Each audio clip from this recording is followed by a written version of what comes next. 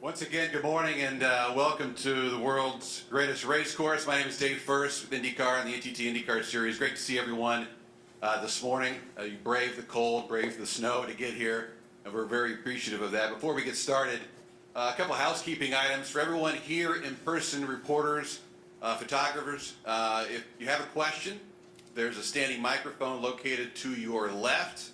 And we also welcome those of you joining us virtually on the video news conference. We will get to your questions. Go ahead and hit that virtual raised hand button, and Kate Davis from our staff is monitoring all of that. Once we get through a couple questions here in person, I will take questions from you folks momentarily, so stand by for that. Well, joining us today, in the middle, Coach Rod Reed, who is, of course, the team principal of Force Indy. After some 40 years or so of auto racing experience and outstanding work, of course, with NXG Youth Motorsports as a president and CEO. To his left, you'll get to know driver Ernie Francis Jr. momentarily. To the far left here, we welcome Mark Miles, president and CEO of Penske Entertainment Corporation, and on the far right, Jimmy Pamillet, who is, of course, the Chief Diversity Officer of Penske Entertainment Corporation. It was just over a year ago, hard to believe, but just over a year ago when we witnessed the launch of a groundbreaking and completely diverse team in open wheel racing called Force Indy, a team that focused on diversity through mechanics, engineers, drivers, and other key members on the team, and led by Coach Rod Reed, who is guiding this African-American-led ownership group, who has an eye on one day soon, competing in the NTT IndyCar Series. After a very successful first season as a team, including a win at New Jersey Motorsports Park, it is time now for the next step. In 2022, it's an upgraded class as Force Indy will compete in the Indy Lights, presented by Cooper Tires Championship, and it will do so with Haitian-American Ernie Francis Jr. as the driver. All this as the season is certainly quickly approaching. During Black History Month, no less, the season begins Sunday, February 27th on the streets of St. Petersburg. Can't wait, especially when you look out the window. Let's start with Rod. Congratulations. How important is this next step for you in this organization, Rod? Well, Dave, you know, it's so important to us to continue this journey that we started about a year ago. And also, my goal and the goal of the team is to really develop talent that's from the communities, black and brown communities. And that's something that we've done from the very beginning, trying to bridge that. And today, we're here to announce moving up the ladder. And we started last year with USF 2000, and we were really excited about doing that. I think we were quite successful. I feel really great that the team put together what we consider a top 10 winning effort. And of course, we had a win in August last year with our driver then, Miles Rowe, who has gone on to continue in USF 2000 actually this year, and was just glad to be able to develop him. And then today, to announce us moving into Indy Lights with Ernie Francis Jr. is so exciting, especially to maintain our legacy. Ernie, congratulations. I know you've driven and won in a lot of machines. What does it mean now for you to hop up 2022 Indy Lights presented by Cooper Tires Championship? How big of a step is this for your career? I mean, this is probably one of the biggest steps that I've taken in my career. This is just an incredible opportunity for me. If you told me a year ago that I'd be racing in the Indy Lights series, I would have never believed you. But I'm just so excited to get there on track. I remember back in 2013, my first pro race was around St. Pete, so really excited to get there this year and get on track. Tell us about your progress a little bit. We talked about the wins, certainly Trans Am 7-time champion there, a couple wins last season in your first dive in open wheel racing, and certainly SRX, the win not too far away at Lucas Oil Indianapolis Raceway Park. Tell us about your career a little bit and maybe why you're ready for this next step. Yeah, you know, this last year was a lot of different racing for me, racing Trans Am, and then diving into the SRX series, trying out some dirt ovals and some short ovals there. and then my first race is in open wheel racing in the FR America Series. So I really got my feet wet in all different kinds of backgrounds of racing, and was lucky enough to win a race in every series I competed in last year. And then we've done a lot of testing now, and feeling pretty ready for this Indy Lights series. Really pretty prepped for this season. Think we'll be competitive, and looking forward to having some good results out there. Yeah, can't wait. Congratulations, young man. Mark, this is certainly another step in the evolution of the race for equality and change, an exciting step, certainly as IndyCar also takes over and assumes operational control of the Indy Lights series as a whole. It's a big, big day, and the momentum certainly building towards next month. Yeah, thanks, Dave. Let me just start by saying congratulations to Coach Reed, a person we've gotten to know and have enormous respect and affection for, and to Stu and the whole Force Indy team for, I think this is a big step to go from USF 2000 and be in Lights 1 year later, and we all know, I think it's been said, that the next step is really the big one, and you guys are doing great work to position yourselves to get to that. And Ernie, we're delighted to get to know you, and delighted that you will have this opportunity in Lights, and hopefully it means in another year or two you'll be right out there for the Indianapolis 500-mile race. It's exciting for us. It was July of 20 when we announced what was coined the Race for Equality and Change, and we wanted folks to know for us it wasn't a thing. It was a constant thing. It was the way we want to be as an organization and as a group that can foster and celebrate diversity in our businesses and in racing and in our communities in general. And so a lot has been done, a lot of it, most all of it, under the leadership of Jimmy McMillan in this time period. You don't see us working hard on as an employer of full-time people, of seasonal people, yellow shirts out here that everybody knows, and all the other people that make the Indy 500 happen. There's a big effort to recruit diverse people into that workforce. In our procurement, the people we do business with as a business, in helping try to support your efforts with Next Gen Racing and that great avenue to get kids exposed to racing. So many things are going on. We're always impatient. We need to do more faster, but I do think we're making progress, and I think the thing the outside world sees is Force Indy and Beth Paredes' efforts last year as well, I would say.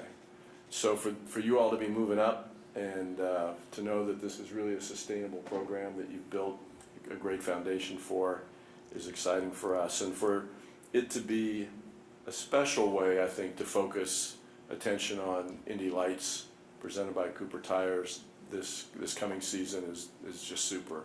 I want to congratulate Levi for joining us and for getting his hands around it all, and Jay and his team at IndyCar for really adopting Lights. No doubt that it's going to meet our objectives immediately of making the Indy Lights team experience, the driving experience, really closer to IndyCar, so that it's that much more of a valuable step on the ladder to get to the show and IndyCar. So congrats to everybody involved in Lights. We're looking forward to a big season there. Thanks. Yeah, the countdown is on. Just for a quick reminder, for questions, we'll do so here in just a second.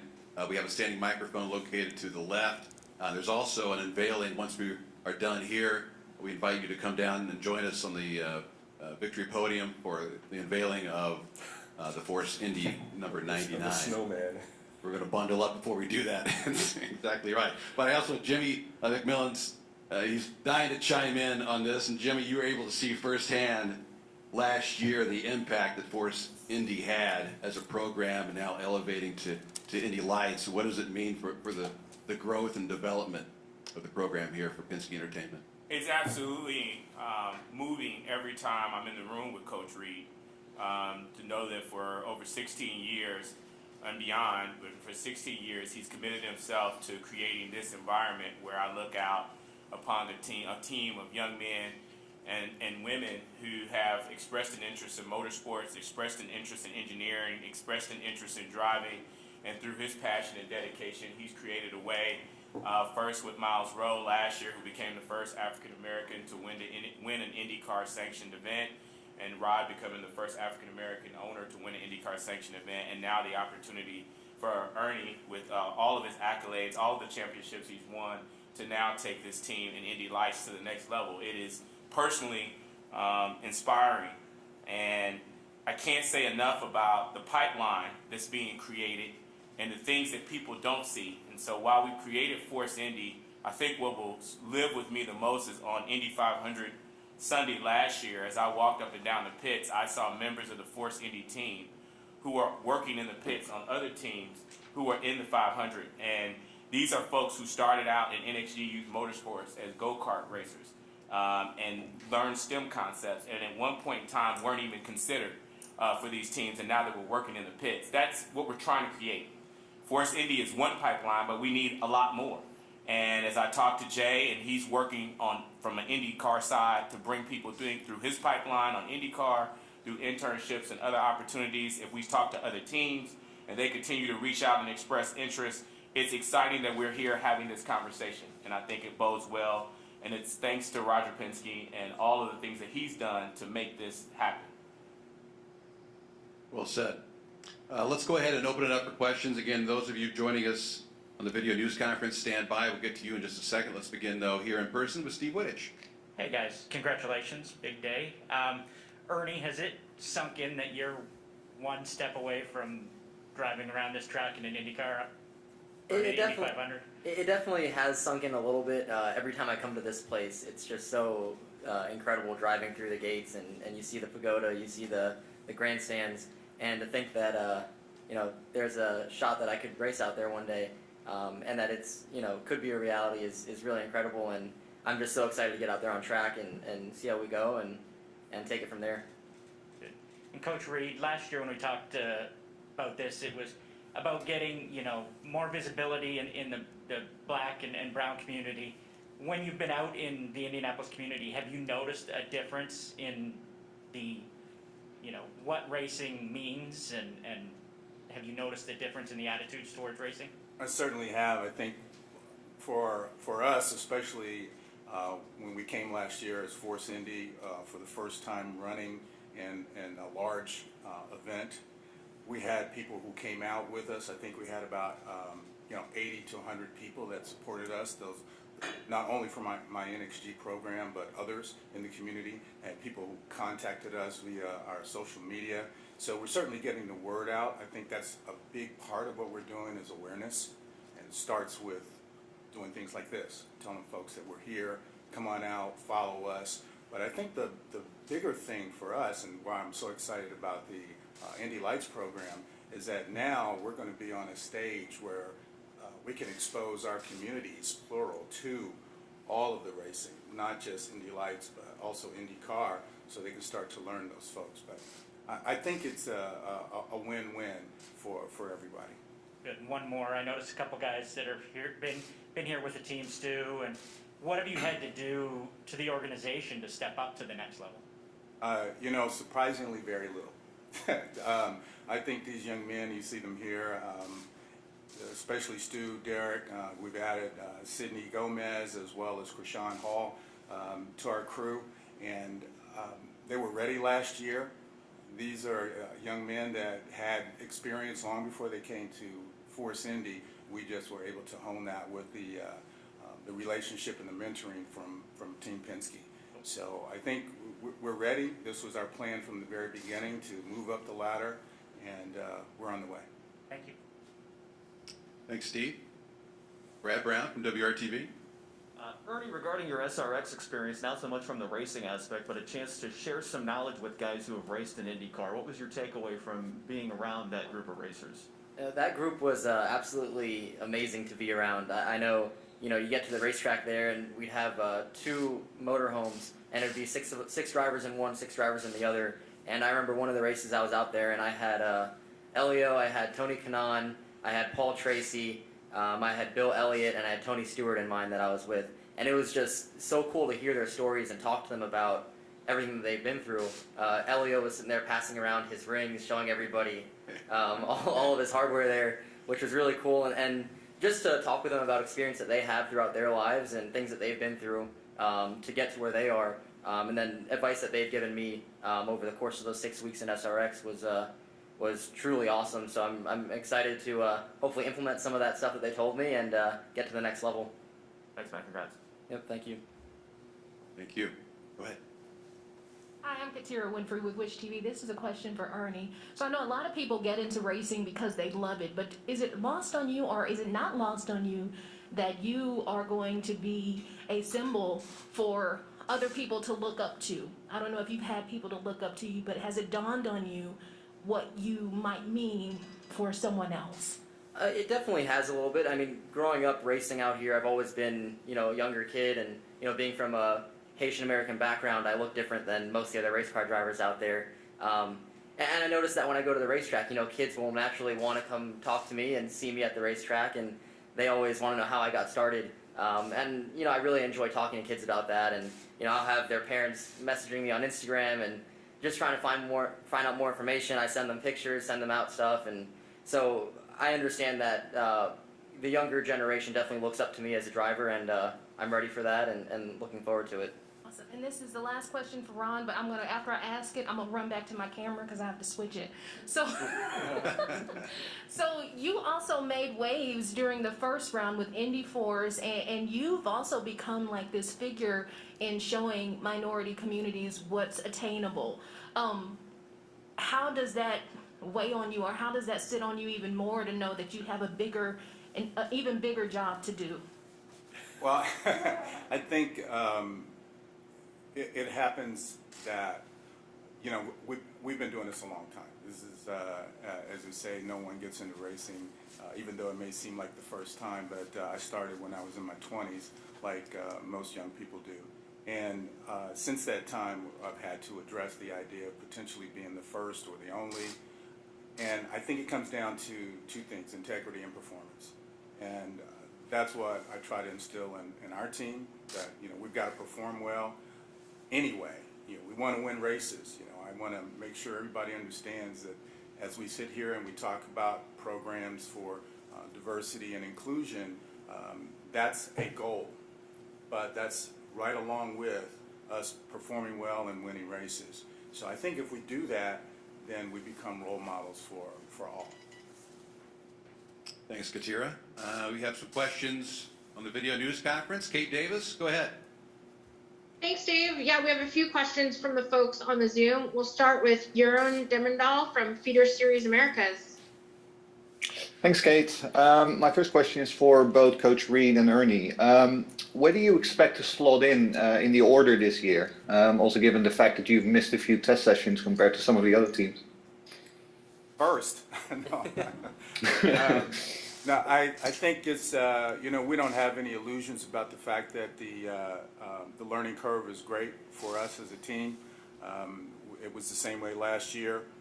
Our goal is to, as I just said, perform to the ability that we have and do the best we can.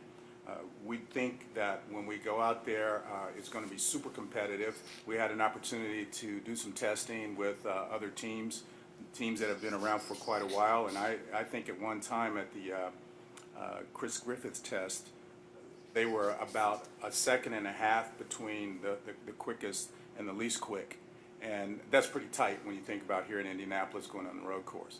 But it's going to be competitive, and all we can do is the best we can, and hopefully we run up front. What do you think, Arnie? Yeah, I'm a very competitive person, winning a lot of races in my past, so I don't like going out there and losing, but I think we'll be fairly quick. We haven't had as much testing as some of the other teams have had in this off season, but I think that we'll pick it up every race that we go out there, and we're going to try our best every event, and I think we can all expect to have our best results in the second half of the year and really be pretty strong by then. Yeah, that sounds good.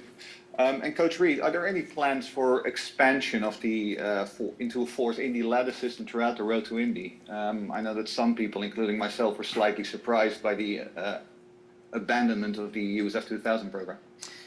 At this point, our concentration is obviously on the Indy Lights program. We want to do well at every step and that we take on the road to Indy. I think in the future, certainly when we talk about developing talent, and when we talk about talent, as Jimmy McMillan said, we're talking about across the board, whether it's mechanics, engineers, et cetera, and having opportunities for those to work up and down the ladder system would be great. But I think it's important to note that we want to concentrate on the things that we have in front of us. And to go beyond that at this point probably wouldn't be very wise. But who knows what the future will hold. Okay, thanks very much. Thanks, Kate. Thanks. Next, we'll go to Bruce Martin from Speed Sport. Go ahead, Bruce. Hey guys, congratulations on the big news. Ernie, when you look at the Indy Lights machine, how does that compare to some of the other cars that you've driven, and also IndyCar's goal of bringing the performance level more in tune with what the Indy car is? I mean, that thing could end up being a beast for you. Yeah, definitely the Indy Lights car is a lot different than anything else I've driven. Luckily, I've actually driven a Lights car before. Back in 2015, I did a test in one, so I had a little bit of experience in one before I hopped in it for the first time at the Chris Griffiths test. But yeah, the car's a lot different than anything I've driven. It's a lot faster than the FR car that I raced last year. The power feels very similar to our Trans Am cars. The biggest thing for me to get adjusted to was just the downforce levels, being able to trust that the downforce is going to hold the car to the track, and to be able to trust that without seeing it happen. So that was the biggest challenge that I've had to overcome in the testing that we've been doing. But I adapted to the car pretty well now, and I think I got a good feel for it. And also, this is a question that for you and also for Rod and for Jimmy. Your victory in SRX coming on national TV, how much do you think that raised your awareness level? I mean, a lot of people in racing knew who you were, but the general audience probably didn't. And now all of a sudden, Ernie Francis Jr. was a name that people had seen win a race on national TV. How important was that in maybe helping develop your career and for the other two gentlemen to discuss considering you for this opportunity? Yeah, no, I think that SRX win was a huge boost for me to run out there and with the level of guys that were competing in the series and the championships and wins behind those guys. So to get a win out there was really a big boost for me, and I think that's what really helped me get this opportunity. So I'm just so grateful for being able to race in SRX last year. And it's so crazy. After the end of the SRX series last year, I didn't think that open wheel was where I was going to end up going. I thought after that they were going to put me in something in stock car racing, and then when this opportunity came up, I jumped right on it because I've always had dreams of racing at the 500, have dreams of racing at these big open wheel races. So to be able to do it is truly incredible. Yeah, I would say without question, noticing Ernie after he won that race did a lot for me and for the team to take a look at our future. And then after we decided that we were going to go to Indy Lights, we knew we had to find someone that could step up to that level. And Ernie had actually been on our list of drivers at the very beginning, so I knew of him. I had never met him, but knew of his accomplishments in Trans Am. So when we started the program, we looked around at various drivers, and as he said, he wasn't in open wheel, so we thought, well, maybe that's not a place to start, but this opportunity, I think, is a perfect one with his background and experience. Yeah, I think Rod summed it up earlier when he said that our goal is not just to be present, but to win. And that's one thing that Ernie brings to the table and is known for, is winning. Thanks to his win in SRX, but it's also his rest of his career. I think he's one of the most known drivers of color that is out there, and particularly his age and being younger, I think he presents a great opportunity toward us not only to just be present as a team that represents a team of color, but to also be competitive and win in what is a really condensed time frame, right? I think there's people who are going to be shocked that we're going to Indy Lights, but then when you put Ernie in the car and you look at what the team was able to accomplish last year, and then you take Rod's experience and you start saying, whoa, these guys can go out and really make some noise this year, and that gets people excited, and that's what we want. And so I'm personally looking forward to every race this year, watching Ernie compete and taking the success he had last year and bringing it over to Indy Lights and really showing us what he can do. Thanks, guys, and good luck. Thanks, Bruce. We have one more from the Zoom, and we'll go to Tim Haraney. Tim, go ahead. Thanks very much, Kate. Appreciate it. Congratulations, Ernie. I'm just curious how this deal kind of all came together for you. Did Coach Reed approach you sort of out of the blue, or did you approach him? I actually was in Brainerd, Minnesota, getting ready to load into a Trans Am race, and my phone rang, and it was a Michigan phone number, and it was Roger Penske on the phone. And that's something that was quite a shock. He introduced himself. I kind of didn't say anything for the first 10 seconds. I thought it was a joke at first. And then, after we talked for a few minutes, he invited me out to Indianapolis to meet with him and meet with Rod and then the rest of his team. And we sat down and talked about a few things there, and things just started to get put together from there. That's awesome. Also, Ernie, will you be doing other racing outside of Indy Lights this season? Right now, my primary focus is the Indy Lights series. I want to make sure that we can be competitive out there and get the results that we want. So I think this will be my primary focus. If I do any other races, it'd have to be well in advance and figure out the schedule between what I'm doing with Indy Lights. Thanks very much, Ernie. Really appreciate it. Just one question for Coach Reed. Congratulations, Coach Reed, making this step up from USF 2000. Will you be working with any other teams to get up to speed on the driver's side, like sharing data at all? Well, as you can imagine, there's a lot of information that we need to have. And as we did last year, we actually worked with a couple of teams to help create sort of a technical alliance with us. We don't have a formal one right now, but we have been talking to, and everybody's been very, very supportive throughout the paddock at the Indy Lights level. So the answer is yes. It's going to be an ongoing sort of fluid relationship and not one singular relationship, but we expect to have those alliances throughout the season. Great. Thanks again, guys. Really appreciate it. Congratulations, and thanks, Kate. Thanks, Tim. Dave, that's all we have from the Zoom. Back to you. Thanks, Kate. Unless there's a follow-up for now, let's go ahead and break.